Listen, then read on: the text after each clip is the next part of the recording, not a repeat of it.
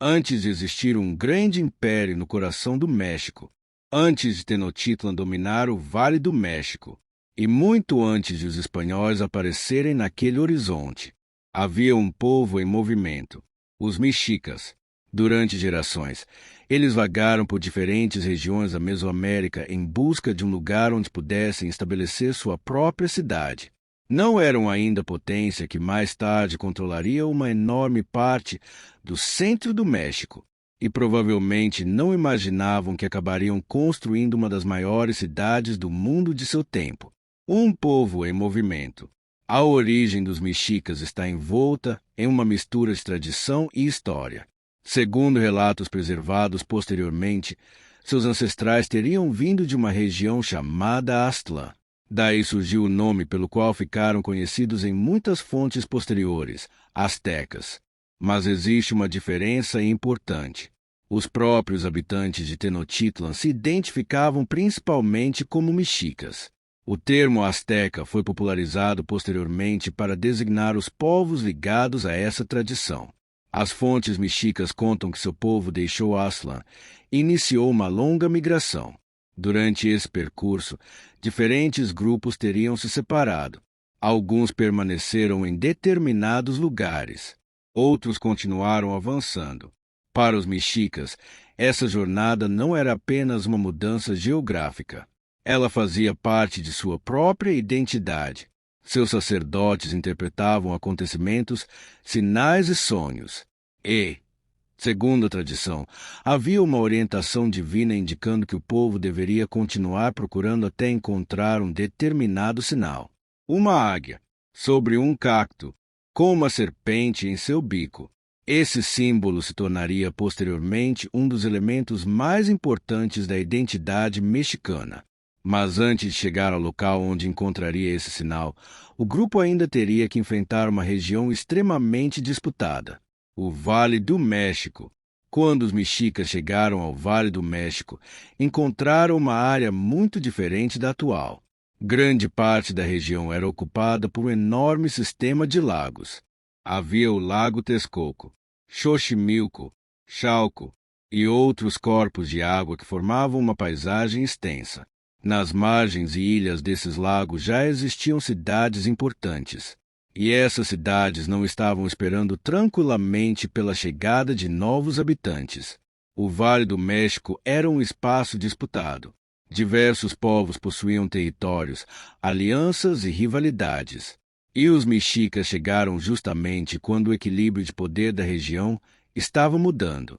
Eles não eram os mais ricos, não eram os mais numerosos e não controlavam as melhores terras. Por isso, durante algum tempo, tiveram dificuldade para encontrar um território onde pudessem se estabelecer. Eles chegaram a trabalhar como mercenários para outros governantes. Participaram de guerras, construíram alianças e procuraram uma oportunidade. Mas a situação ainda era precária, até que encontraram um pequeno conjunto de ilhas no Lago Texcoco. Era um lugar difícil, pantanosos, alagado, sem grandes extensões de terra firme. Para muitos povos, provavelmente não seria a primeira escolha. Para os mexicas, seria o começo de algo extraordinário.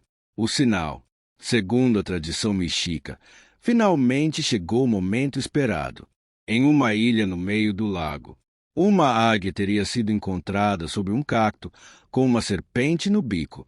O sinal havia aparecido, e naquele local, tradicionalmente, é situada a fundação de Tenochtitlan, por volta de 1325. A futura capital do império começou praticamente do nada. Não havia ali uma grande cidade esperando pelos mexicas. Havia água, ilhas, pântanos e uma enorme quantidade de trabalho pela frente. Mas o ambiente que parecia uma desvantagem acabaria se tornando uma das maiores forças da cidade. Uma cidade sobre o lago. Os mexicas começaram a transformar o ambiente. Criaram áreas de terra artificial conhecidas como chinampas, especialmente nas regiões apropriadas para a agricultura. As chinampas permitiam produzir alimentos em áreas do sistema lacustre. A água, que inicialmente parecia limitar o espaço disponível, passou a fazer parte da própria infraestrutura da cidade. Canais atravessavam diferentes regiões. Barcos transportavam pessoas e mercadorias. E a cidade começou a crescer. Mas Tenochtitlan ainda não era um império. Naquele momento, era apenas uma cidade em desenvolvimento. Ao redor dela existiam poderes muito maiores, e um deles dominava boa parte da região. Azcapotzalco. Os mexicas ficaram inicialmente submetidos ao poder dessa cidade, mas a situação mudaria algumas décadas depois, porque os mexicas aprenderiam uma das lições mais importantes da política. Uma cidade pequena pode sobreviver se souber escolher seus aliados. A aliança que mudou tudo. No século XV, o poder de Azcapotzalco começou a entrar em crise. Os mexicas aproveitaram a oportunidade. Em vez de enfrentar seus adversários sozinhos, formaram uma aliança com Texcoco e Tlacopa. Essa união ficaria conhecida como a Tríplice Aliança, e a partir dela começou uma transformação gigantesca. Os mexicas deixaram de ser apenas habitantes de uma cidade construída sobre o lago. Começaram a participar de campanhas militares cada vez maiores. Cidades vizinhas foram derrotadas. Tributos começaram a chegar. Novos territórios passaram para a esfera de influência da aliança. E Tenochtitlan cresceu junto com esse poder. Templos foram ampliados. Mercados se tornaram maiores. Canais foram construídos. Calçadas conectaram a cidade às margens do lago. Uma sociedade que havia chegado ao Vale do México procurando um lugar para viver começava a construir algo muito maior. Mas o crescimento trouxe uma nova necessidade. Mais alimentos, mais água, mais espaço, mais organização. E os mexicas precisariam encontrar soluções para todos esses problemas. Porque em pouco tempo, aquela cidade no meio do lago deixaria de ser apenas uma cidade. Ela se transformaria no coração de uma potência. E para entender como isso aconteceu, precisamos olhar para a própria Tenochtitlan. Porque antes de conhecermos os guerreiros, os sacerdotes, os imperadores, precisamos entrar na cidade. Uma cidade construída sobre a água. Quando os mexicas começaram a construir Tenochtitlan, o local escolhido parecia pouco promissor. Era uma região de ilhas e áreas alagadas dentro do lago Texcoco. Mas os mexicas não tentaram simplesmente adaptar a cidade ao ambiente. Eles transformaram o próprio ambiente em parte da cidade. E foi essa capacidade de engenharia que permitiu que Tenochtitlan crescesse. Uma cidade cortada por canais. A água estava presente por toda parte. Canais atravessavam diferentes regiões e funcionavam como vias de transporte. Em vez de depender apenas de estradas, os habitantes podiam utilizar pequenas embarcações para levar alimentos, materiais e mercadorias. Ao redor da cidade havia também grandes calçadas que conectavam a ilha às margens do lago. Algumas funcionavam como verdadeiras avenidas. Essas estruturas não serviam apenas para facilitar a circulação. Também podiam ter funções defensivas e ajudavam a organizar o acesso à cidade. Com o crescimento de Tenochtitlan, a infraestrutura precisou acompanhar a população. E um dos maiores desafios era algo básico: água para beber. Trazendo água do continente, a água do lago Texcoco não era adequada para o consumo. Os mexicas precisavam buscar água doce em fontes localizadas em outras áreas do vale. A solução foi a construção de aquedutos. Um dos mais importantes levava água de Chapultepec até Tenochtitlan. Era uma obra impressionante para sua época. A água percorria uma estrutura elevada até chegar à cidade, onde podia ser distribuída para diferentes áreas. Esse sistema mostra algo importante sobre Tenochtitlan. A cidade não cresceu apenas porque os mexicas conquistaram outros povos. Ela também precisou resolver problemas práticos. Como alimentar uma grande população. Como transportar mercadorias. Como controlar a água. Como construir sobre um terreno instável. Como conectar diferentes partes da cidade. Cada problema exigia uma solução, e talvez nenhuma delas seja mais conhecida do que as chinampas, os campos flutuantes. Existe uma ideia bastante difundida de que as chinampas eram simplesmente ilhas flutuantes. Não é exatamente isso. Elas eram áreas agrícolas artificiais construídas em regiões rasas dos lagos fixadas ao fundo. Camadas de matéria vegetal, lama e solo eram acumuladas até formar uma área de cultivo. Árvores podiam ser plantadas nas bordas para ajudar a estabilizar a estrutura. O resultado era um terreno extremamente produtivo. Milho, feijão, abóbora, pimentas e outros alimentos podiam ser cultivados nessas áreas. A disponibilidade de água também facilitava o cultivo. Enquanto outras regiões dependiam mais diretamente das chuvas, as áreas chinampas podiam manter uma produção agrícola muito intensa. Isso ajudou a sustentar a população de Tenochtitlan e de outras cidades do vale. Mas a agricultura não era a única atividade acontecendo ali. No coração da cidade existia um lugar onde praticamente tudo se encontrava: o mercado, Tlatelolco. Ao norte de Tenochtitlan ficava Tlatelolco, uma cidade mexica que acabou sendo incorporada ao grande centro urbano. Seu mercado tornou-se um dos maiores da região. Ali chegavam produtos de diferentes partes da Mesoamérica: alimentos, tecidos, cerâmica, ferramentas, pedras preciosas, plumas, madeira, animais e muitos outros produtos.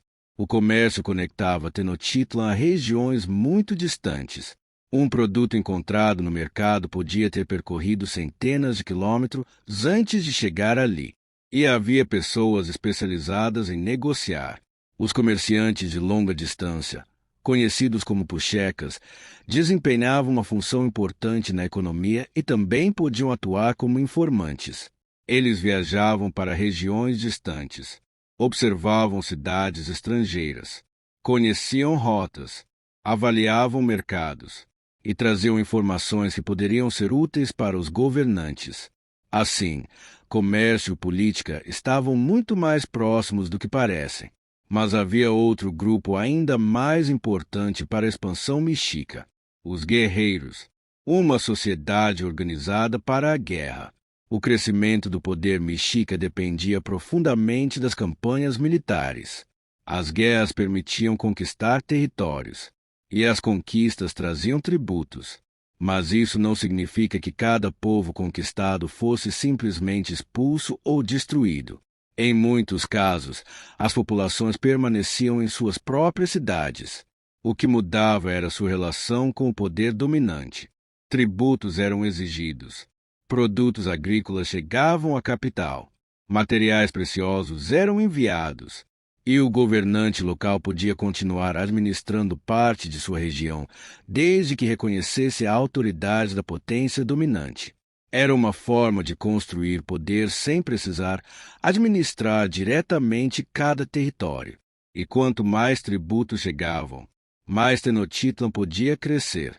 Mas a guerra também possuía uma dimensão religiosa. Para os mexicas, os deuses ocupavam um lugar central na organização da sociedade. E no centro da cidade erguia-se o maior símbolo dessa relação: o Templo Mayor. No coração de Tenochtitlan ficava o Templo Mayor.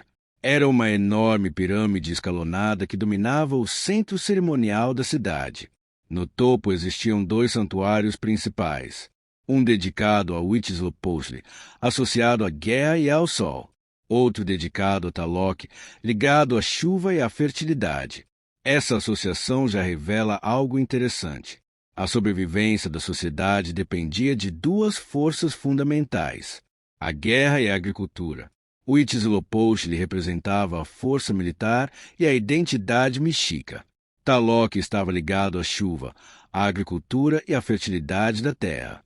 O templo era constantemente ampliado. Novas construções eram erguidas sobre estruturas anteriores. Isso fez com que o complexo crescesse ao longo das gerações. Quando os espanhóis chegaram, encontraram uma estrutura monumental no centro de uma cidade que já era gigantesca. Mas o Templo Maior não era apenas um edifício religioso.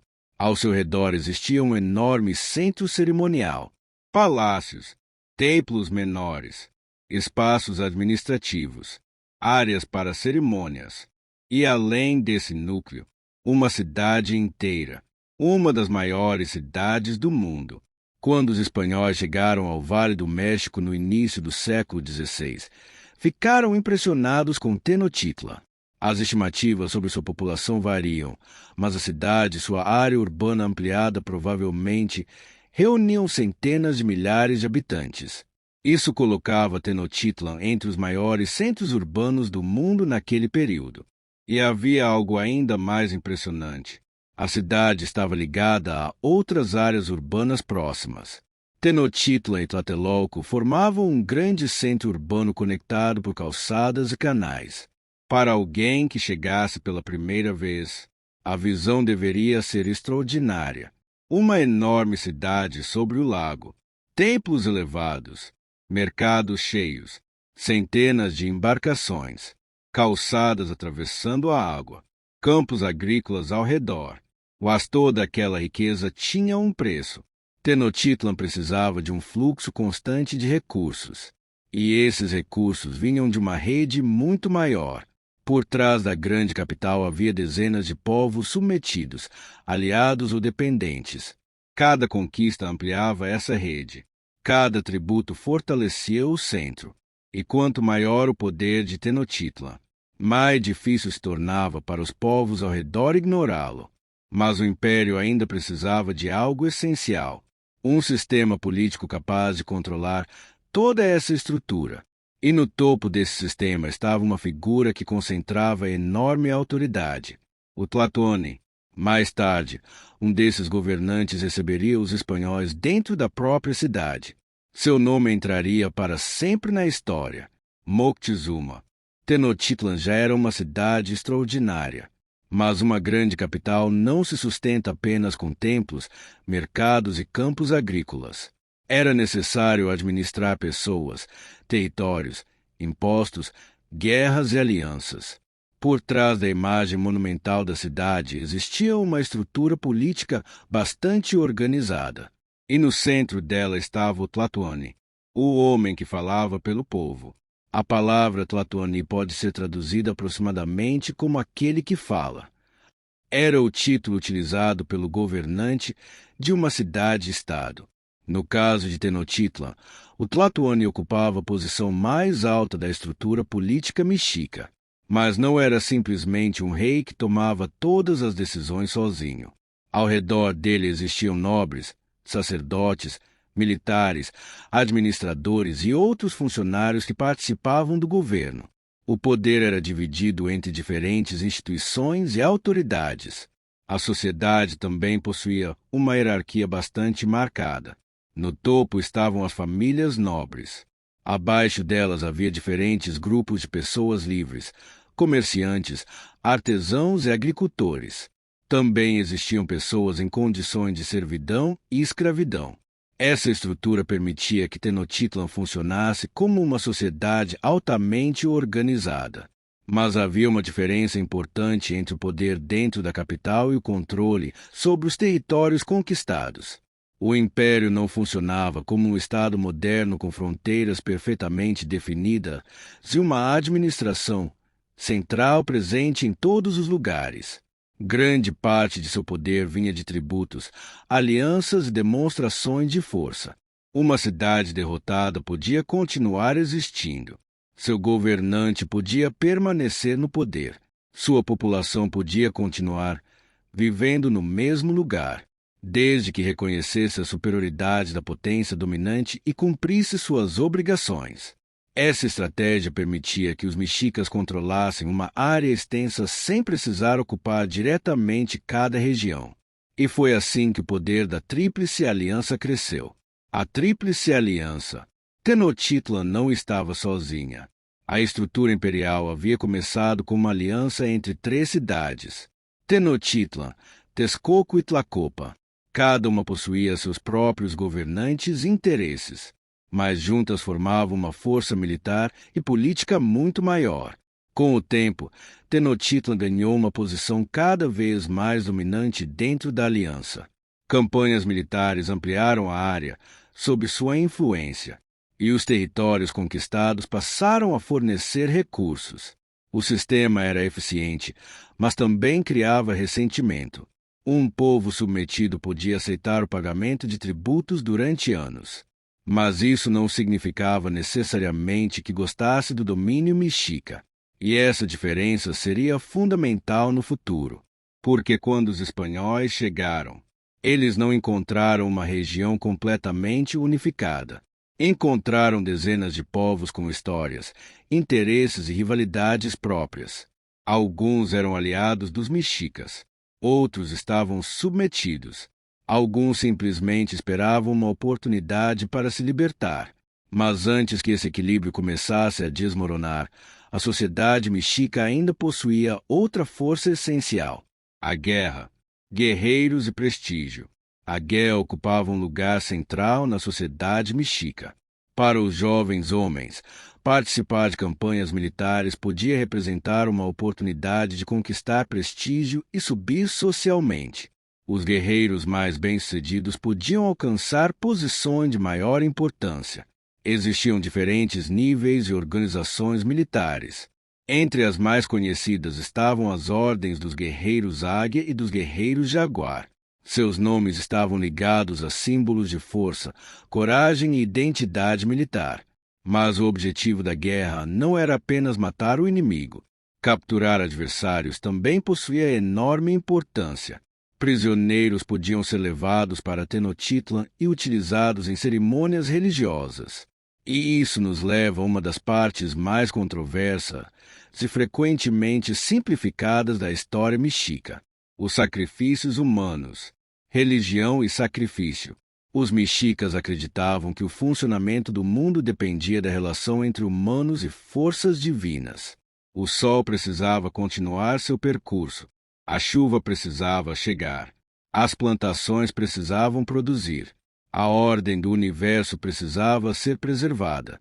Dentro dessa visão religiosa, oferendas e sacrifícios ocupavam um papel importante. Seres humanos foram sacrificados em determinadas cerimônias. As fontes históricas descrevem diferentes formas de ritual. Alguns envolviam prisioneiros de guerra. Outros estavam relacionados a festividades específicas e divindades determinadas. Mas aqui precisamos tomar cuidado. Durante muito tempo, relatos espanhóis foram utilizados para apresentar números gigantescos de vítimas como se fossem fatos absolutamente estabelecidos. Hoje, os pesquisadores analisam essas informações de maneira muito mais crítica. Existem evidências arqueológicas claras de sacrifícios humanos entre os mexicas, mas a escala exata do fenômeno e alguns números apresentados nas fontes coloniais continuam sendo discutidos. Isso não diminui a importância do sacrifício dentro da religião mexica, mas evita transformar uma realidade histórica em uma caricatura. A religião mexica era muito mais ampla. Possuía calendários, festivais, sacerdotes, templos, rituais, mitos, observações astronômicas e uma complexa visão sobre o funcionamento do universo.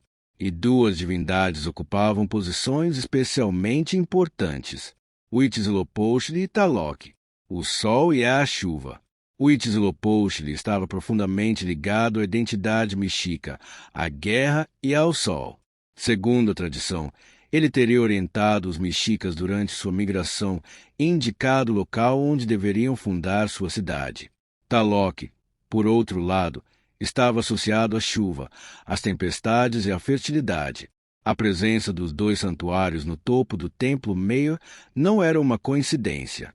A sociedade dependia tanto da capacidade de guerrear quanto da capacidade de produzir alimento. E havia uma terceira dimensão que mantinha tudo funcionando: o calendário, medindo o tempo. Os mexicas utilizavam diferentes sistemas calendáricos. Um deles, o Tonalpohualli, possuía 260 dias e estava associado a ciclos ritualísticos. Outro, conhecido como Xiuhpohualli, possuía 365 dias e estava relacionado ao ciclo anual. Esses sistemas organizavam cerimônias, festividades e atividades da sociedade. O tempo não era apenas uma sequência de dias. Ele fazia parte da própria estrutura religiosa e política. Sacerdotes acompanhavam os ciclos e determinavam momentos apropriados para diferentes atividades. Mas a sociedade mexica não era formada apenas por governantes e guerreiros. A maior parte da população precisava trabalhar. Agricultores cultivavam alimentos. Artesãos produziam objetos. Comerciantes viajavam. Construtores levantavam edifícios. E, dentro dessa sociedade, existia uma cidade inteira funcionando todos os dias. A vida de quem não era imperador. A maioria dos habitantes não vivia nos palácios. Morava em bairros organizados em torno de comunidades locais. As casas variavam de acordo com a posição social. Algumas eram construídas com materiais mais simples. Outras pertenciam a famílias de maior riqueza e possuíam estruturas mais elaboradas. A alimentação era baseada em produtos como milho, feijão, abóbora e pimentas. O milho ocupava uma posição central. Era utilizado para preparar diferentes alimentos e bebidas. Os mercados forneciam produtos que não eram produzidos localmente, e o comércio mantinha a cidade conectada a regiões muito distantes. Tenochtitlan tinha riqueza, tinha poder, tinha uma população enorme e possuía um exército capaz de conquistar novos territórios. Tudo parecia apontar para uma potência em expansão, mas existia uma fragilidade escondida nesse sistema. Nem todos estavam satisfeitos com o domínio mexica.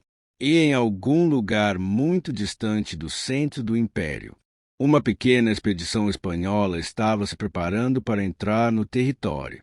Em 1519, Hernán Cortés desembarcaria na costa do atual México. Ele não chegaria com um exército capaz de derrotar sozinho uma potência daquele tamanho. Sua força inicial era relativamente pequena. Mas Cortés encontraria algo que poderia ser ainda mais valioso do que soldados, inimigos dos mexicas. E a partir daquele momento, a história de Tenochtitlan começaria a mudar. Em 1519, Hernán Cortés chegou à costa do atual México.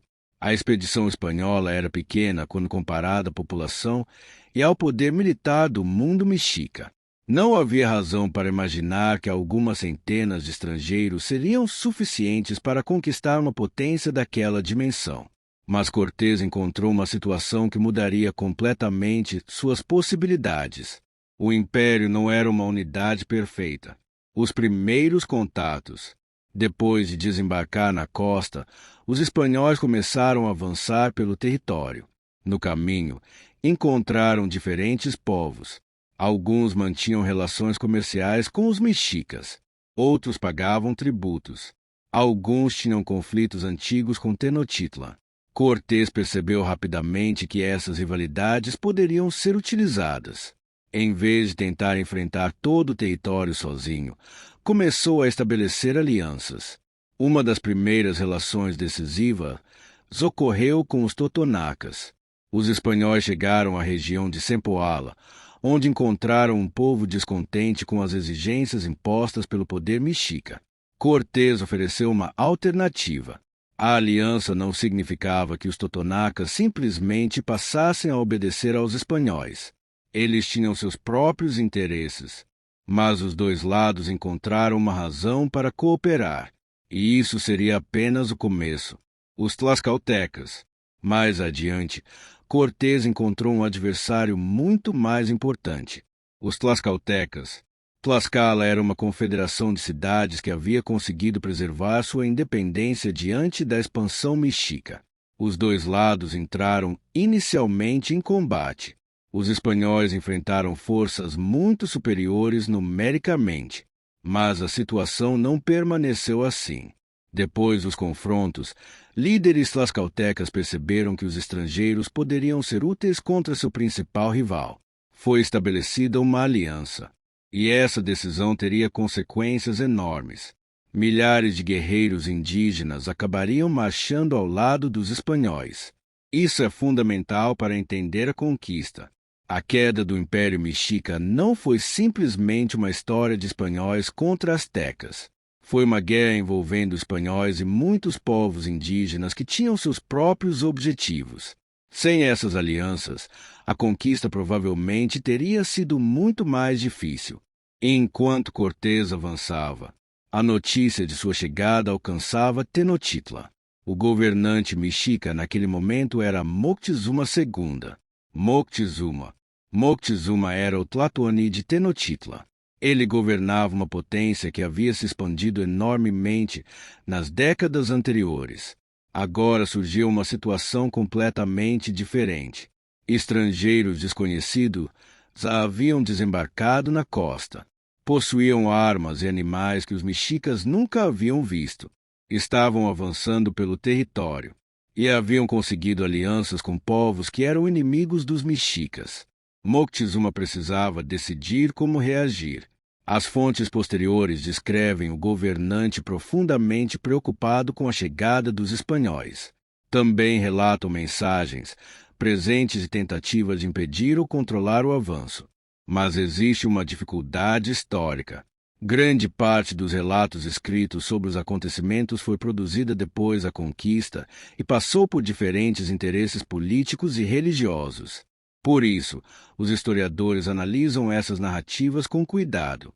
Uma das histórias mais famosas afirma que Moctezuma teria acreditado que Cortés era o deus Quetzalcóatl retornando.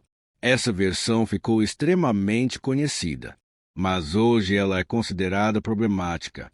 Não existe evidência suficiente para afirmar simplesmente que Moctezuma confundiu Cortés com uma divindade. A realidade provavelmente foi muito mais complexa. Moctezuma precisava lidar com uma ameaça desconhecida usando as informações disponíveis naquele momento, e decidiu permitir que os espanhóis continuassem avançando. A chegada a Tenochtitlan. Depois de atravessar o território e estabelecer alianças, Cortés finalmente chegou ao Vale do México. E então os espanhóis viram Tenochtitlan. A cidade surgia sobre o lago. Templos se elevavam acima dos edifícios. Canais cortavam as ruas. Centenas de embarcações atravessavam a água.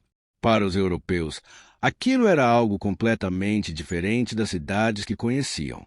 Bernal Díaz del Castillo, que participou da expedição, registraria décadas depois a impressão causada pela visão da cidade. Os espanhóis atravessaram a calçada que ligava a região continental à capital e encontraram Moctezuma. Os dois líderes se encontraram em novembro de 1519. O encontro foi pacífico. Presentes foram trocados, mas a situação rapidamente se tornou instável. O governante vira refém. Pouco depois de entrar em Tenochtitlan, Cortés tomou uma decisão arriscada. Moctezuma foi colocado sob custódia dos espanhóis. O governante continuou aparecendo publicamente, mas seu poder estava profundamente comprometido. Cortés pretendia utilizar sua posição para controlar o império. Durante algum tempo, essa estratégia funcionou. Ordens eram transmitidas. Tributos continuavam chegando. Mas manter o governante como prisioneiro no centro de sua própria capital era uma situação que dificilmente poderia durar. E então Cortés precisou abandonar Tenochtitlan temporariamente. Uma nova força espanhola havia chegado à costa. Seu comandante era Pânfilo de Narváez. Narváez tinha ordens para prender Cortés. Cortés saiu da capital para enfrentá-lo e conseguiu algo surpreendente. Em vez de simplesmente derrotar seus adversários, convenceu muitos deles a se juntarem à sua própria expedição. Quando retornou a Tenochtitlan, a situação havia piorado. Muito pior. O massacre do Templo Maior. Durante a ausência de Cortés, Pedro de Alvarado ficou responsável pelos espanhóis na cidade. Em meio às tensões crescentes, os espanhóis atacaram participantes de uma grande cerimônia religiosa no Templo Maior. O episódio ficou conhecido como o Massacre do Templo Mayor. A violência provocou uma reação imediata. A população se revoltou. Os espanhóis ficaram cercados dentro do complexo onde estavam hospedados. Quando Cortés retornou, encontrou uma cidade à beira da guerra. Ele tentou utilizar Moctezuma para acalmar a população, mas o governante já não possuía controle suficiente. Segundo as fontes espanholas, Moctezuma apareceu diante da multidão e tentou pedir calma. O que aconteceu em seguida permanece controverso. Moctezuma foi atingido por objetos lançados pela multidão e morreu pouco depois. Algumas tradições indígenas apresentam uma versão diferente e atribuem sua morte aos próprios espanhóis. O fato essencial é que, naquele momento, a situação havia chegado ao ponto de ruptura. Tenochtitlan não aceitava mais a presença estrangeira, e Cortés percebeu que permanecer ali significava arriscar a destruição de sua própria força.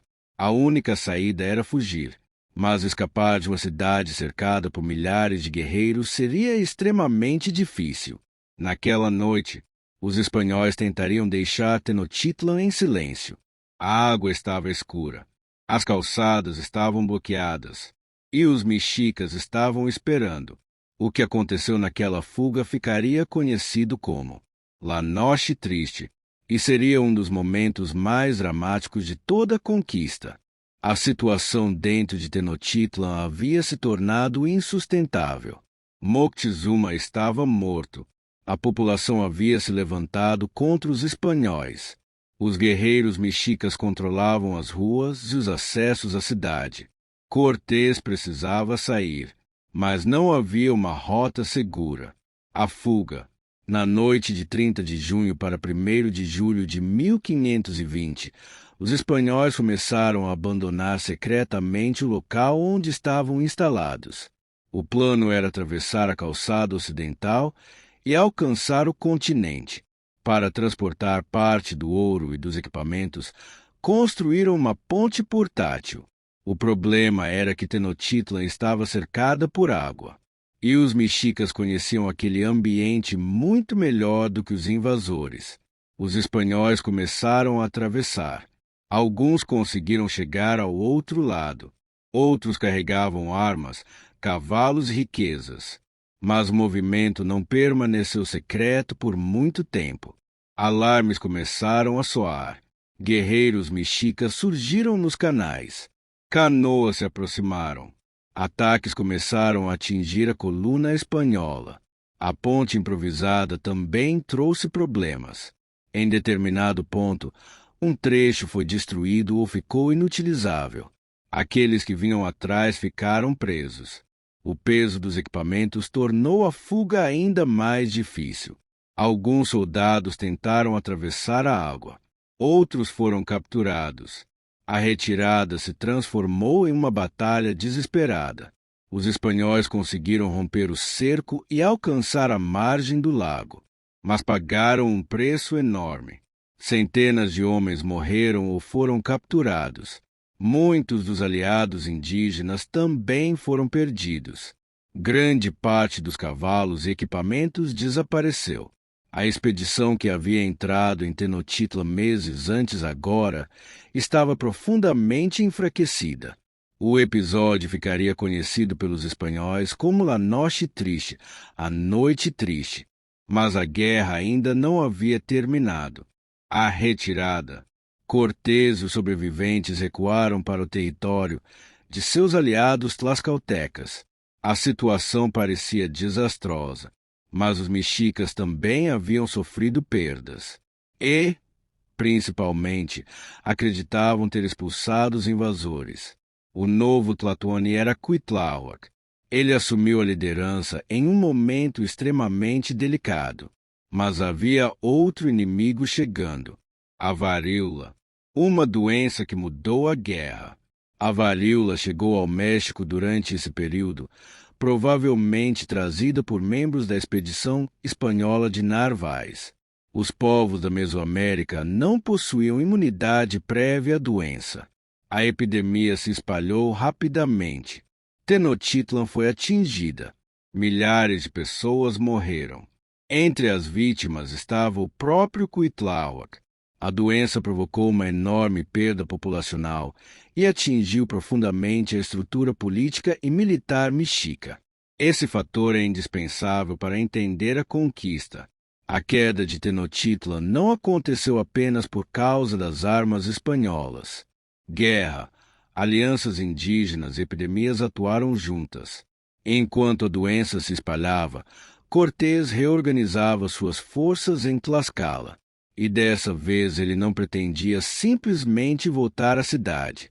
Pretendia cercá-la. A preparação para o cerco. Cortés recebeu reforços. Mais espanhóis chegaram, mas o número de aliados indígenas cresceu muito mais.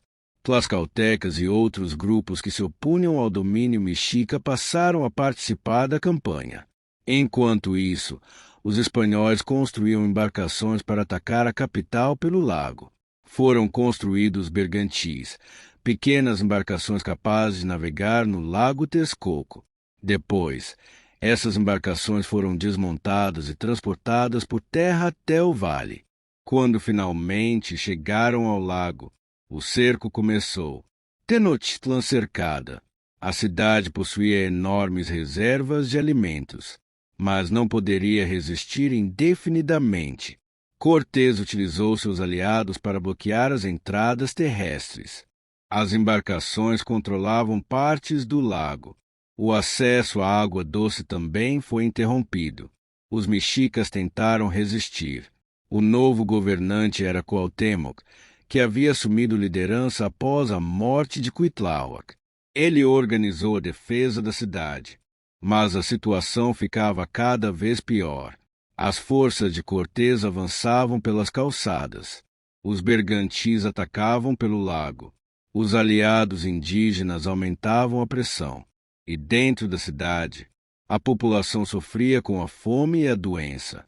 As estruturas urbanas começaram a ser destruídas. Casa após casa, rua após rua. A guerra já não era apenas uma disputa entre exércitos. Era uma luta pela sobrevivência de uma cidade inteira. Os últimos dias. Durante semanas, os combates continuaram. Os mexicas recuavam para áreas cada vez menores. Mesmo enfraquecidos, continuaram resistindo. Os espanhóis e seus aliados precisavam avançar lentamente. Cada canal podia se transformar em uma armadilha. Cada ponte podia ser destruída. Cada rua estreita podia favorecer os defensores. Mas a diferença de recursos aumentava. Os alimentos diminuíam. A epidemia continuava. A cidade estava praticamente isolada. Em agosto de 1521, a resistência chegou ao fim. Cuauhtémoc tentou escapar de Tenochtitlan em uma canoa. Foi capturado pelos espanhóis. A cidade havia caído, mas a conquista não significava que os mexicas simplesmente desapareceriam naquele instante. Milhões de indígenas continuavam vivendo na região. Suas línguas permaneciam. Suas comunidades permaneciam. Seus costumes continuavam. O que terminou em 1521 foi o poder político de Tenochtitlan como centro de um império. E sobre as ruínas da antiga capital, os conquistadores começariam a construir uma nova cidade, a Cidade do México. Mas a história dos mexicas não terminaria ali, porque, mesmo depois da queda do império, a cultura não desapareceu. E para entender o que realmente sobreviveu à conquista, precisamos olhar para o mundo que permaneceu depois de Tenochtitlan. Tenochtitlan havia caído. O poder político que os mexicas haviam construído durante gerações estava destruído. Templos foram derrubados. Partes da cidade foram demolidas. E sobre suas ruínas começou a surgir uma nova capital.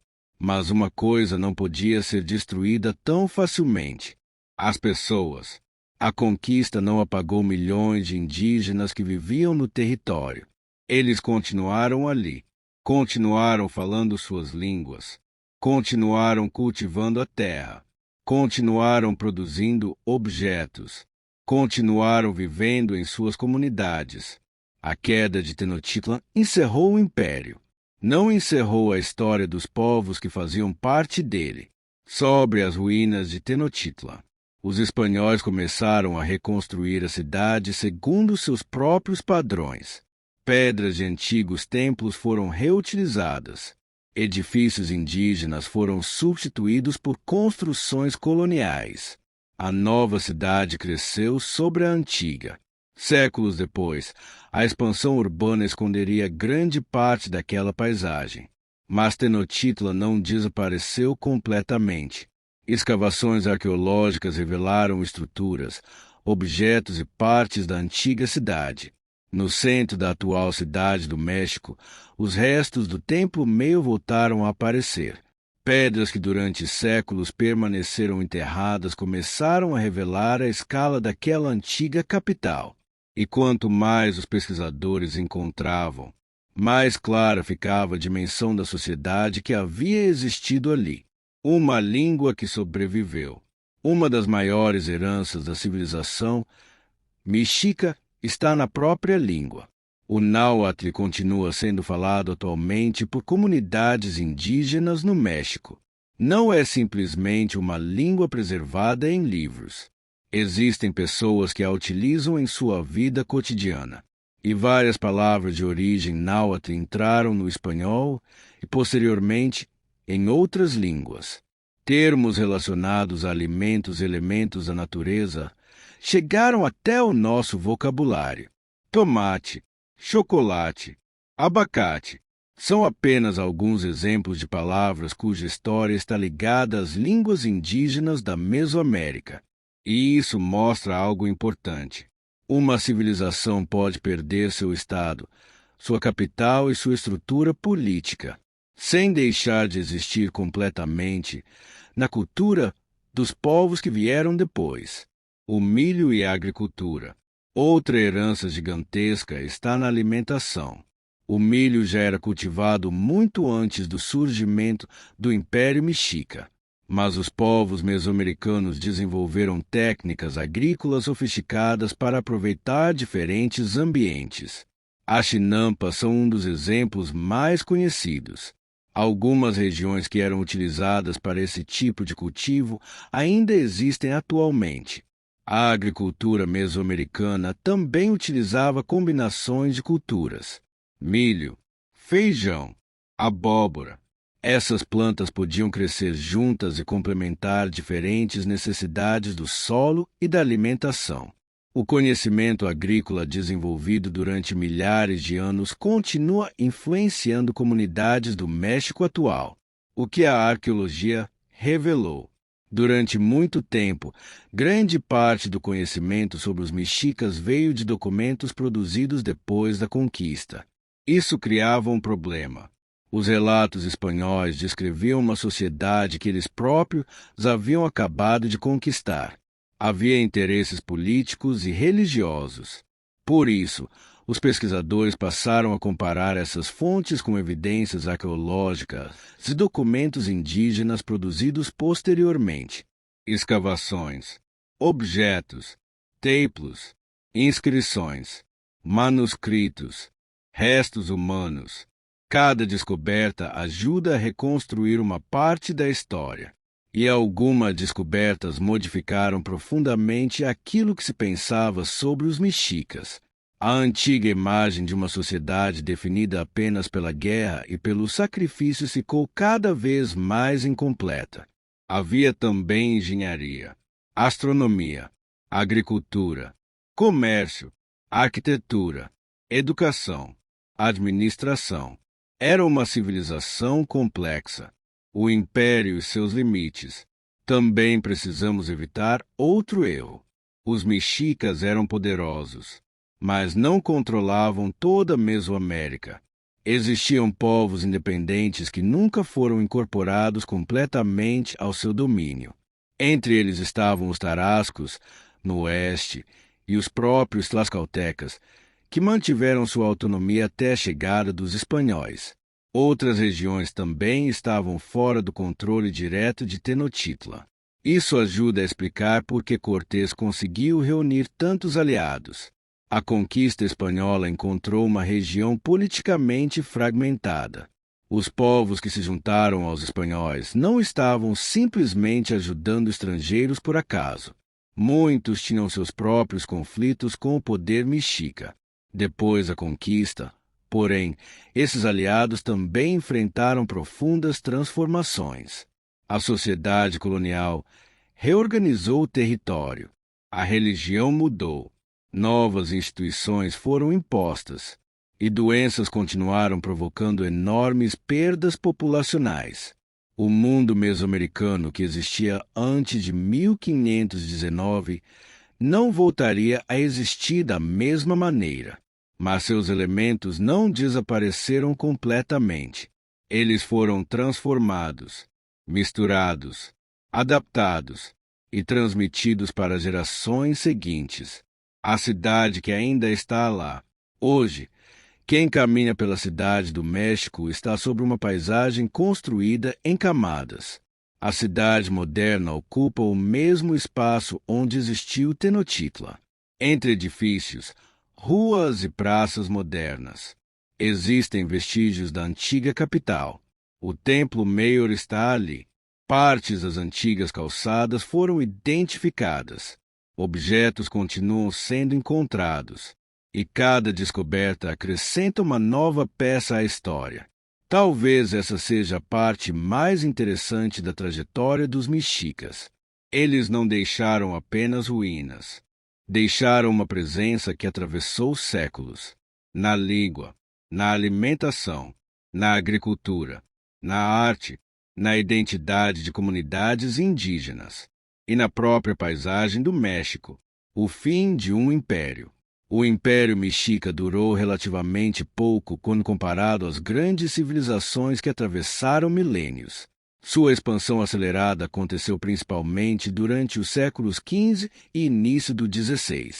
Em poucas gerações, uma sociedade que havia começado como um povo migrante construiu uma das maiores potências da Mesoamérica.